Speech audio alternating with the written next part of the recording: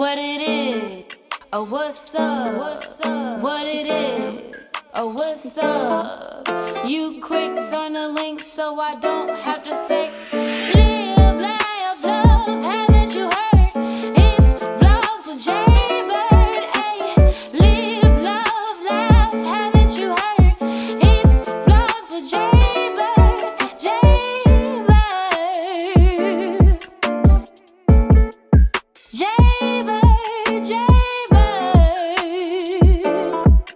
Hey. This is the highlighting rules of how I book brief. So I highlight the parties, legal theories, procedural history, reasoning, holding, and judgment, and important notes in different colors.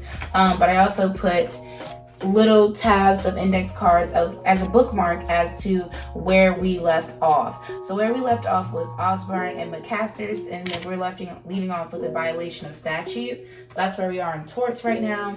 Again, like I said, syllabus notes.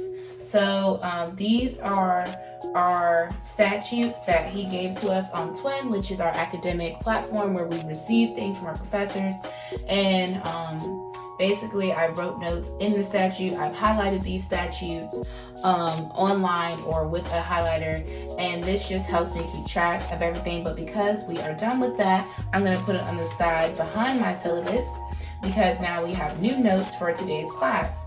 So new notes will be put over here, and then the syllabus tells me that I'm reading violation of statute, pages 218 through 236. Again, I book brief, so we're going to go ahead and get all of our different highlighters out that represent our parties and different information within the case.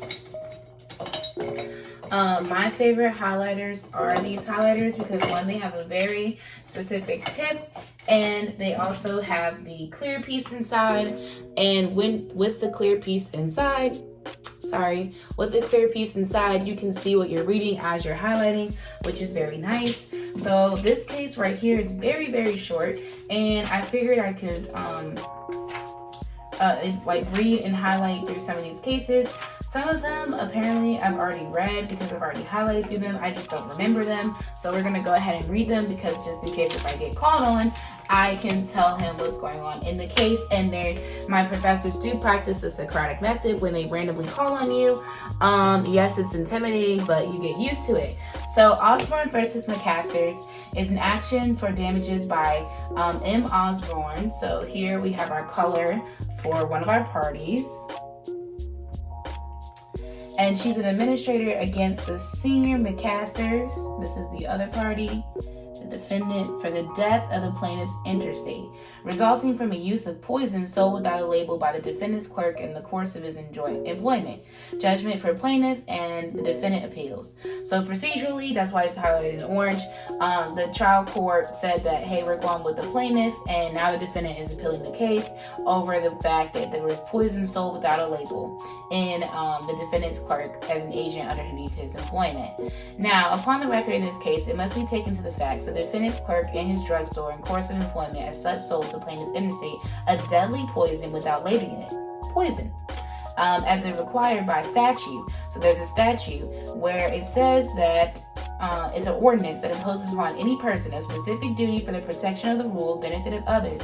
If he neglects to perform that duty, he is liable to those whose protection of or benefit it would impose for any injuries of the character which the statute or ordinance was designed to prevent, and which were approximately produced by such neglect. It is immaterial whether the duty is one imposed by the rule of common law requiring the exercise of ordinary care not to injure another, or is imposed by a statute designed for the protection of others.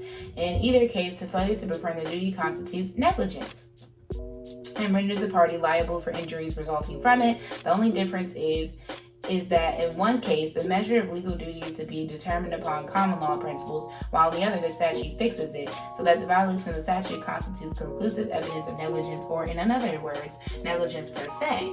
The action in the later case is not a statutory one, nor does the statute give the right of action in either other sense, except that it makes an act negligent, which otherwise might not be such, or at least only evidence of negligence. all that statute does to establish a fixed standard by which a fact of negligence may be determined, the gist of the action is still negligence or non-performance of a legal duty to the person injured. Judgment affirmed. So literally, the statute said it was a violation. If you do this, if you're under a specific duty, then you have the right to protect others and benefit others. If you fail to perform that duty, then it's negligence. And that is just straight. That's like the shortest case I've ever read in my life. There's notes and questions afterwards. Most of the time, the teacher just kind of points out specific notes that we have, so I don't highlight those until during class. But now there is a section called Applicability of Statute, and this is the Statute, I don't know how to pronounce this person's name, and Markham court case in the Supreme Court of Oregon in 1971. This is a pretty short case. Let's do this one. Actually, because we're already at 6 minutes, I'm not going to do this one, but I'm going to finish reading for this class from pages 218 and 236, and then I will see you guys in class by 11 o'clock. All right.